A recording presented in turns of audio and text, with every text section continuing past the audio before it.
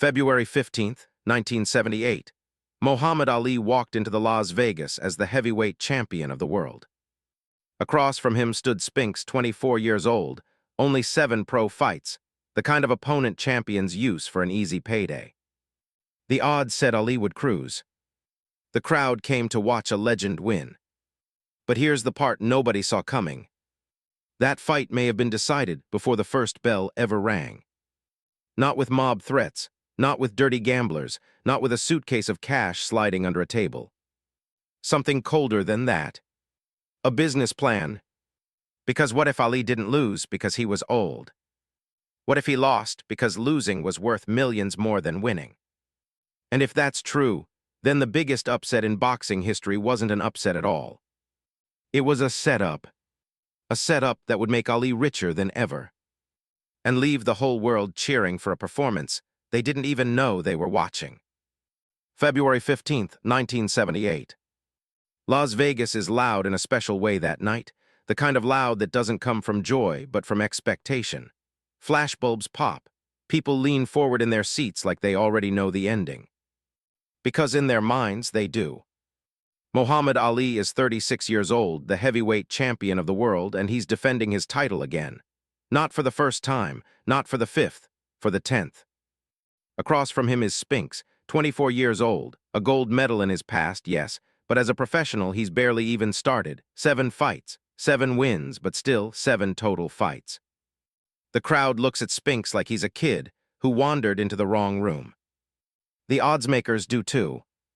Ali is the favorite, so heavily favored that some people treat the bet like free money. They're not even asking if Ali wins, they're asking how quickly. And if that's all this was, it would be forgettable. A routine defense. A victory. A few headlines. A champ collects his check, waves, and walks away. But that's not what happens. What happens is one of the biggest upsets in boxing history. And what makes it worse, what makes it unforgettable, is not just that Ali loses. It's that people spend the next 34 years trying to understand why. Because after the fight, it doesn't feel like the story makes sense. Not the way boxing stories usually do. Ali wasn't knocked out. He wasn't carried out. He wasn't even broken in the way fans expect a champion to break. He simply looked wrong. Like a man wearing his own face, but not his own fire. And years later, a rumor starts spreading, quiet at first, almost like a shameful whisper. That rumor says, Ali didn't lose because he was old. Ali didn't lose because Spinks was better. Ali lost because losing was worth more money than winning. Now listen, people love conspiracies. People love secret plots. People love turning sports into drama with villains and masterminds. But the reason this rumor sticks is simple. Because it fits the one truth nobody can deny about boxing. Boxing is not only a sport. It's a business. And business doesn't always reward the choice. Business rewards the most profitable one. So before we talk about the alleged deal, before we talk about the supposed confession, before we even say the word fixed, let's go back to the night itself. Because the upset didn't start in the ring. It started in the atmosphere. The Las Vegas, a packed house. Thousands watching live, millions more on television. The energy feels like a celebration of certainty. Ali walks in and looks like a king who has done this 100 times. He's the type of man who doesn't just enter a room, he claims it. But there's something different in the air. Something that isn't visible in photos. It's the heaviness of time. Ali is still Ali, but the world has watched him take damage for years. The wars, the comebacks, the punishment, the wear that even greatness can't fully hide. And yet the public doesn't want to hear about that. They don't want nuance. They don't want reality. They want the legend. They want the old magic. They want the man who made the impossible look easy. They want the Ali that exists in their mind, not the Ali that exists in his private moments, when the lights aren't on him and his body reminds him what it has survived. Because here's something most people don't understand until it hits them personally. Fame doesn't solve problems. It only makes them louder. It doesn't protect you from money worries. It doesn't protect you from people who depend on you. It doesn't protect you from bad decisions made in trust. And for a man like Ali, generous, proud, surrounded by people, money could disappear faster than it ever arrived. So while the world is cheering for the champion is also carrying something the world cannot see. Pressure, debt, obligation, the constant feeling that you're not allowed to slow down because too many people are standing behind you with their hands out. And that is where Don King enters the story. Don King isn't just a promoter. Don King is a force, a man who understands that in boxing, the punches matter, but the story matters more. The story decides who gets paid. The story decides who becomes a headline. The story decides who turns a fight into an event that people will remember forever. Don King knew something that would make you uncomfortable if you said it out loud. Sometimes the best thing for business is not a clean victory. Sometimes the best thing for business is shock. Because shock creates obsession. Obsession creates conversation. Conversation creates demand. And demand creates money. And what creates more demand than watching the greatest fighter alive get embarrassed by a young underdog? If Ali beats Spinks, people shrug. If Ali loses to Spinks, the world goes insane. And once the world goes insane, there is only one question everybody wants answered. Can Ali get it back? That question is a gold mine. And whether the rumor is true or not, the outcome still follows that exact business logic. Because when the fight begins, things feel off almost immediately. Ali's footwork is flatter than usual. His movements don't have the same snap. He doesn't look like he's floating. He looks like he's standing in mud. Spinks comes forward like a storm. He throws, he attacks, he stays active. He fights like he has nothing to lose, which is exactly how dangerous a young fighter can be. And the cameras catch the confusion. The commentators can't hide it. The crowd can't hide it. They keep waiting for Ali to turn it on. They keep waiting for the moment he decides, enough, and takes control. But that moment doesn't arrive. Round after round, Spinks keeps working. Ali keeps giving him time. And in boxing, time is everything. Time is oxygen. Time lets a kid believe. Time lets a kid grow into the fight. Time lets a kid go from lucky to be here to I might actually win this. And by the middle rounds, it starts to feel real. Not the way it was supposed to. Because now it's not just Spinks trying hard. Now it's Spinks winning rounds. The crowd is quieter. The kind of quiet that feels like people don't want to say what they're seeing, because saying it makes it real. And Ali, the man who usually controls every moment, looks like he's watching the fight happen instead of commanding it. That's what makes people suspicious.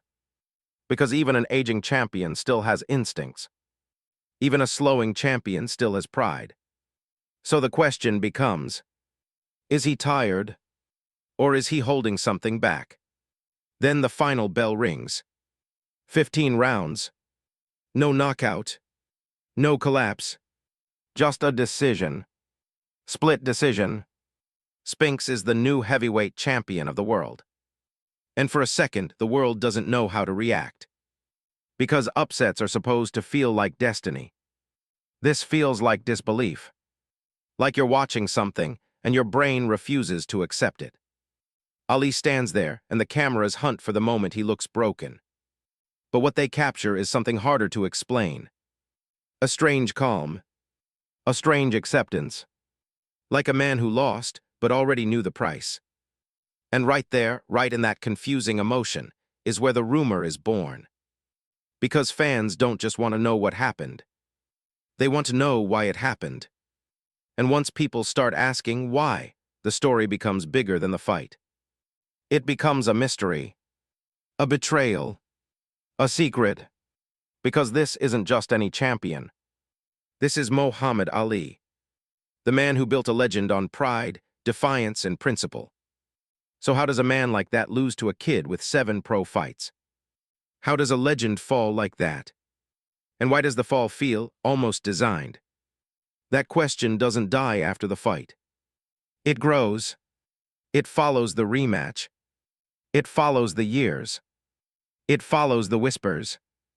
And in part two, we step behind the curtain, into the money pressure, the private promises, and the kind of deal that can change a man's legacy forever.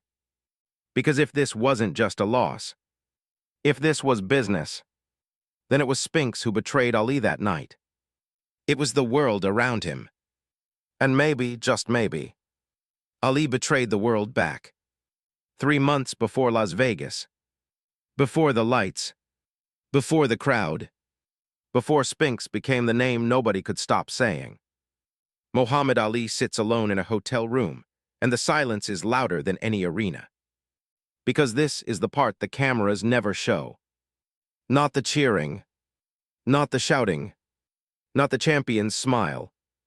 This is the part where a legend stares at numbers on paper and realizes his name can't punch them away. The world thinks Ali is untouchable. But money has a way of touching everyone. And in late 1977, the truth is simple. Ali needs cash. Not nice-to-have cash. Not buy a new car cash. The kind of cash that feels like oxygen. Because when you're famous, your problems don't shrink. They grow. People depend on you. People expect from you. And the more you give, the more they assume you can keep giving forever. Bad deals, bad advice, expensive life choices, and taxes that don't care about your legacy. Everything piles up until even a champion feels cornered. Ali has done this dance before. Win a fight, get paid, calm the storm. But this time his body is older. His reflexes are slower. And deep down, he knows something that scares him more than any opponent. He doesn't have many big paydays left. Maybe one. Maybe two. And then the door closes. That's when Don King arrives. Not like a visitor. Like a salesman who already knows your weakness. King doesn't start with kindness. He starts with numbers. Champ, he says, flipping papers like he's reading Ali's future, I can get you maybe 3 million for Spinks. Maybe a little more if we push. But that's one payday. Ali doesn't smile. He doesn't even pretend that's enough. Because a man like Ali has lived too many lives to be fooled by small offers. That's not enough, Ali says. Don King nods like he expected that. Like he's been waiting for those exact words. I know, King says, leaning forward. That's why I got a different idea. Ali's eyes narrow. The kind of look that says, don't play with me. King lowers his voice, like the walls might be listening. What if you fight Spinks twice? Ali scoffs. Why would I fight him twice? I beat him once, I go home. King smiles, not a friendly smile, a calculating one. Exactly, he says, unless you don't. And right there the room changes. Because there are sentences that are so dangerous, they don't sound like words. They sound like traps. Ali stares at him. You want me to lose on purpose? King holds up his hand like he's correcting a child. Not lose, he says, lose strategically.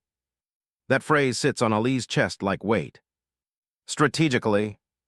Like it's not betrayal. Like it's not cheating. Like it's just business. King continues, smooth as oil. Think about it, you're Muhammad Ali. You're not supposed to lose to Spinks, a kid with 7 fights. If you lose, it's the biggest upset in years. The world goes crazy. Then the rematch becomes the biggest payday you've ever seen. People won't pay to watch you beat a kid, but they'll pay anything to watch you come back and take your crown. Ali doesn't speak. Not because he doesn't understand. Because he understands too well.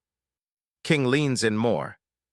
You lose the first one, you take the title back in the second, you walk away as champion anyway, and you don't just get rich, you get set for life. Ali's jaw tightens. He's not just a boxer. He's a man with pride. And pride doesn't like dirty plans. That's cheating, Ali says. King shrugs like Ali just called the sky blue. Champ, boxing is entertainment, he says. People want drama, you give them drama. Nobody gets hurt. Spinks gets to be champ for a few months. You get your title back. Everybody wins. Everybody. That word is where the poison hides. Because everybody wins usually means somebody is being used. Ali looks away, like he's trying to find the old version of himself in the corner of the room, the version that would throw King out just for suggesting it. But then he hears the other voice. The practical voice. The voice that knows bills don't care about pride. How much? Ali asks quietly. King doesn't hesitate, like he's already rehearsed the answer. Conservative estimate, 8 million for the rematch, maybe more, and we control the terms, we pick when, where, under what conditions, we make sure you can win. Ali breathes out slowly. 8 million. That isn't money. That's freedom. That's debt erased. That's family secured. That's control again. But then Ali asks the question that tells you everything about his soul. Does know. Because Don King can propose schemes all day. But Dundee is different. Dundee isn't just a trainer. He's the conscience in Ali's corner. King shakes his head. Not yet, but he will. We can't pull this off without him. 2 days later, the three men sit together. And the temperature drops. Dundee hears the plan and his face hardens. No, he says instantly. Absolutely not, I won't be part of this. Ali tries to keep his voice steady. I need the money. Dundee steps closer, furious in a way that hurts more because it comes from love. Then fight hard and win, Dundee snaps. Take your payday and retire with your dignity. Ali's eyes flicker. 3 million isn't enough, he says. This way it's both fights, it's security, I still retire champion. Dundee argues for hours. Not just about rules. About legacy. About what it does to a man to know he lied to the world. But Ali keeps coming back to the same truth. He feels cornered. And when a man feels cornered, he starts making deals with himself. Finally, Dundee's voice drops. If I agree, he says, it's on one condition. Ali looks up. If you're in real danger, if that kid starts truly hurting you, I stop it. And if I stop it, the truth comes out. Ali nods. Because even in a scheme, survival matters. And just like that, the plan isn't just an idea anymore. It's a commitment. A secret. A ticking clock. From that moment on, everything changes. Training changes. Preparation changes. Even the way Ali thinks changes. Because now he isn't preparing to win. He's preparing to perform. And performances require control. Control requires discipline. And discipline requires silence. The next day, Ali wakes up, and for the first time in his career, he isn't asking, how do I beat him? He's asking something darker. How do I lose without anyone knowing I chose to? From the outside, it looked normal. Training camp, roadwork, gloves snapping, reporters taking photos. Muhammad Ali smiling like always. But inside that camp, everything was upside down. Because Ali wasn't training for war. He was training for a role. And when you're a legend, the hardest role to play is not champion. It's decline. I'm not the same anymore. I'm slipping. That's what the plan demanded. Not a fake fall, not a sudden collapse. A slow, believable story, one that would make people nod and say, yeah, time finally caught him. So they built the performance carefully. Not with one big obvious mistake, but with dozens of tiny ones. Dundee didn't teach Ali how to lose in a dramatic way. He taught him how to lose like a man who doesn't even realize he's losing. That's the key. Because boxing fans can smell a dive. They can smell fear. They can smell a man who gives up. So Ali couldn't quit. He couldn't take a knee. He couldn't fall. He had to fight. But just badly enough. Just slowly enough. Just careless enough. To let the judges slip the score away. And Dundee, as much as he hated this plan, understood something about the ring that Don King never truly could. A fight can be controlled without looking controlled. It starts with one small choice. Your guard. Listen, champ, Dundee said one day, voice low so nobody else would hear. You drop your left hand not once, not twice, over and over. Ali frowned. People will notice. Dundee nodded. They'll notice you're sloppy. They'll notice you're old. They'll notice you're tired. That's what we want them to notice. Ali stared at the floor like he was trying to swallow pride. How many times? He asked. Dundee took a breath, like he hated himself for having an answer. 40, maybe 50, spread out, not all at once, not like a signal, like a habit you can't stop. Ali's mouth went dry. Because that wasn't just strategy. That was acting. And acting in boxing is dangerous, because one real punch doesn't care what your plan is. So Dundee built another rule into the performance. Ali could not get hurt for real. He could not get trapped. He could not let Spinks land something that truly changed the fight. It had to be controlled chaos. A dance with fire. That meant they studied Spinks like detectives. They watched how he rushed forward, how he threw punches in bursts, how he got excited when he smelled weakness. Spinks was raw but aggressive, a man who didn't know enough to be afraid. And that is exactly why he was dangerous. So they decided how to feed him. They would give him openings that looked accidental. They would let him win rounds with activity. They would let him feel like he was earning it. Because if Spinks believed he could win, he would fight harder. And if he fought harder, the upset would look real. And if the upset looked real, the rematch would become a gold mine. That was the revenge plan hiding inside the betrayal. Not revenge against Spinks. Revenge against poverty. Revenge against debt. Revenge against the feeling of being cornered. Ali wasn't trying to destroy a man. He was trying to save himself. And the cruel part, the world would never clap for that truth. They would only clap for the story. Then came fight week. Las Vegas again. The hotel glittering like a promise. The crowd pouring in, hungry for a show. Ali walks through the hotel like he owns the air, but inside him something is cracking. Because no matter how much he told himself it was business, he still knew what it was. A betrayal. A performance in a sport that punishes performances. In the dressing room, the moment gets real. The gloves, the reps, the quiet. Dundee pulls Ali close. His face is tight. His eyes are serious in a way Ali doesn't see often. Last chance, Dundee says. We can go out there and fight for real. Ali looks at him, and for a second, you can almost see the old Ali rise up. The Ali who would rather lose standing than win lying. But then the other Ali answers. The older Ali. The pressured Ali. The Ali who thinks about bills and taxes, and the people who depend on him. We made a deal, Ali says. We stick to it. Dundee nods, but he doesn't look proud. He looks like a man swallowing poison for someone he loves. Then they walk to the ring.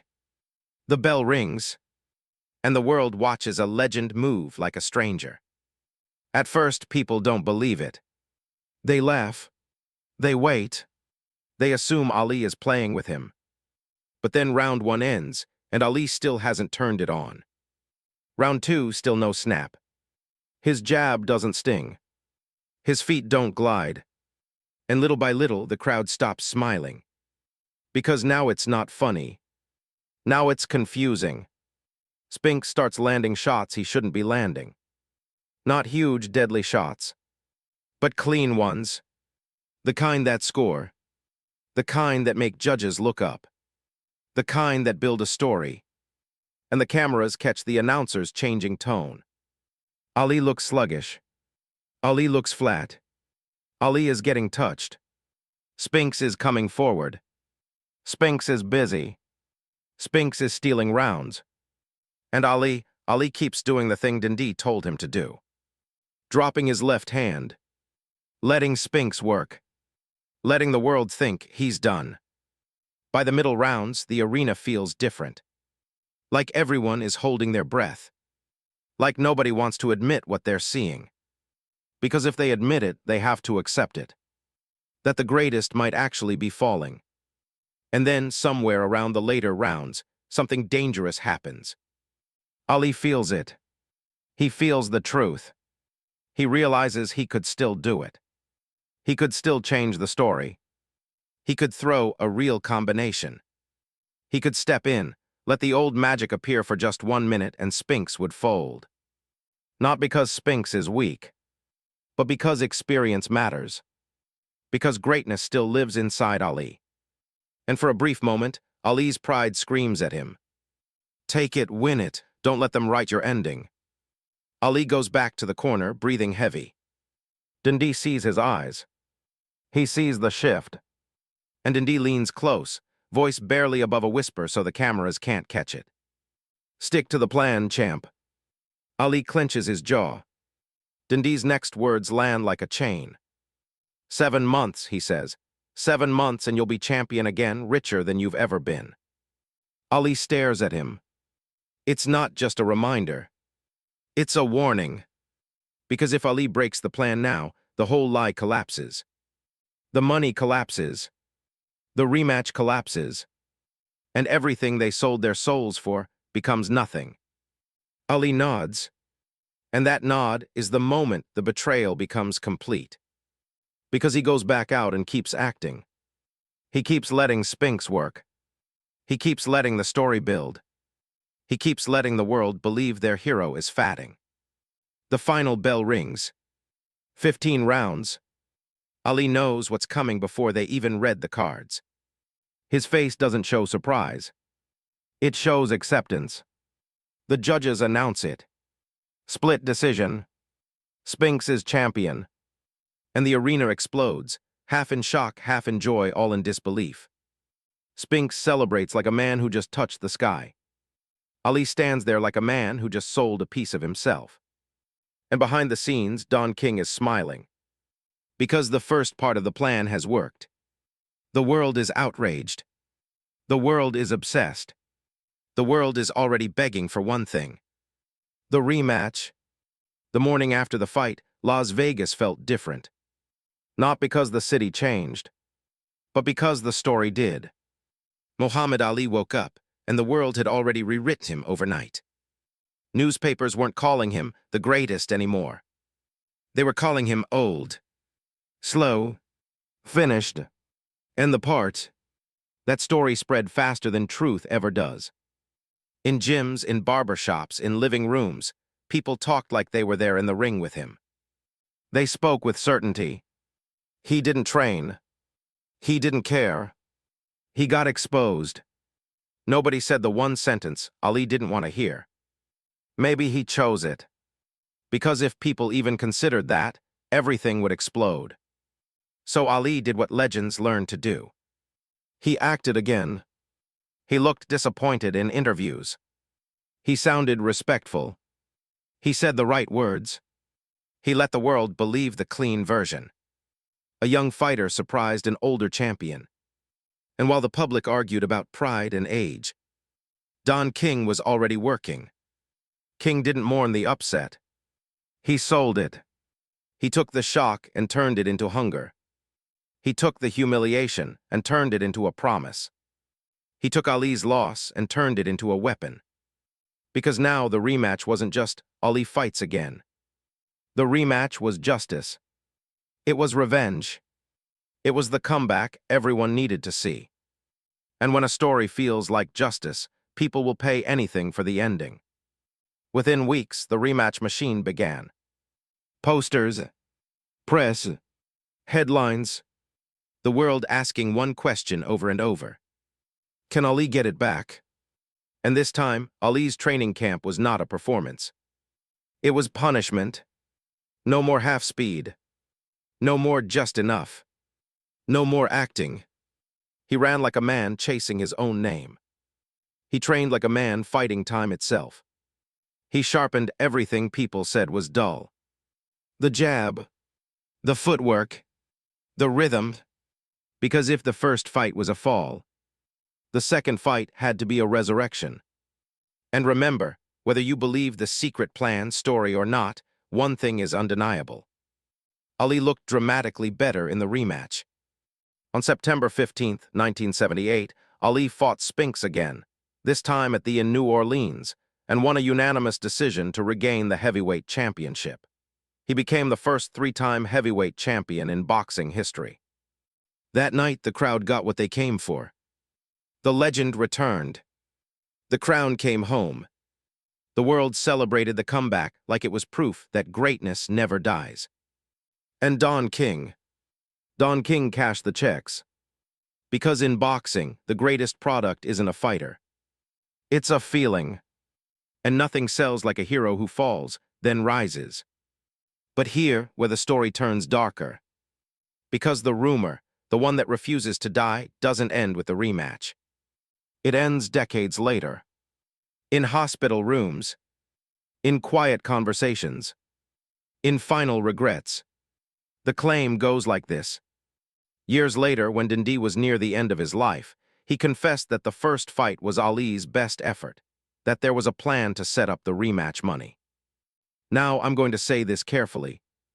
That deathbed confession part is not something I can confirm as established fact from reliable public records. It's a story that circulates because it sounds believable in a sport where money often shapes reality. But whether the confession happened exactly like that or not, the deeper question still hits the same. If a fighter ever chooses money over truth, who gets betrayed? Because on one side, you can argue, Ali needed the money. He had people counting on him. He had pressure that fans never see. And boxing has always been brutal about taking from fighters while they're young and forgetting them when they're broken. So maybe Ali looked at the system and said, if this game is going to use me, I'll use it back. Maybe he saw the rematch not as cheating, but as survival. A man cashing in on the last window his body would ever give him. But on the other side, there's another truth. A painful one. If the loss was ever planned, that means the fans didn't buy a fight. They bought a script. They screamed for a moment that was manufactured. They argued for decades over something that wasn't what it appeared to be. And in a sport built on honor, courage, and real risk, that feels like betrayal. Because boxing isn't like acting in a movie. In a movie, nobody gets hurt for real. In boxing, one mistake can change a life.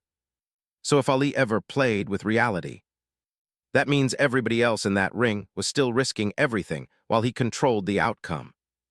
And that includes Spinks. Because here's the part people forget. Spinks lived with that upset as his identity. Some people celebrated him. Others dismissed him. Some called it luck. Some called it a fluke. And if the rumor were true, it would mean Spinks didn't just fight a champion. He fought a plan that used him as the ladder. And yet Spinks always insisted he earned it. He took it. He won it. And whether he truly believed that or was protecting his legacy, nobody can say for sure. So we're left with a story that splits people down the middle. Some see a genius business move. Others see a sacred line crossed. And here's what makes it hit so hard. Muhammad Ali is remembered as the man who stood on principle when it cost him everything. So if he later compromised those principles when the price was high enough, that doesn't just change a boxing result. It changes a myth. It forces you to accept something uncomfortable. Even heroes can be desperate. Even legends can bend. Even the greatest can be both proud and practical. Maybe that makes Ali a hypocrite. Or maybe it makes him human. A man who spent his youth fighting the world, and spent his later years trying to protect the people he loved. And here's the moral, whether you believe the scheme story or not. When money becomes the judge, truth becomes negotiable. That's not just boxing. That's life. Because once you start telling yourself, it's only this one time, you don't notice the moment you stop being the person you promised you'd always be. And if there's one lesson that lingers over this whole story, it's this. Your legacy isn't built only by what you win. It's built by what you refuse to sell. Because the world will always forgive a man for losing a fight. But it will never stop arguing about a man who may have sold the truth.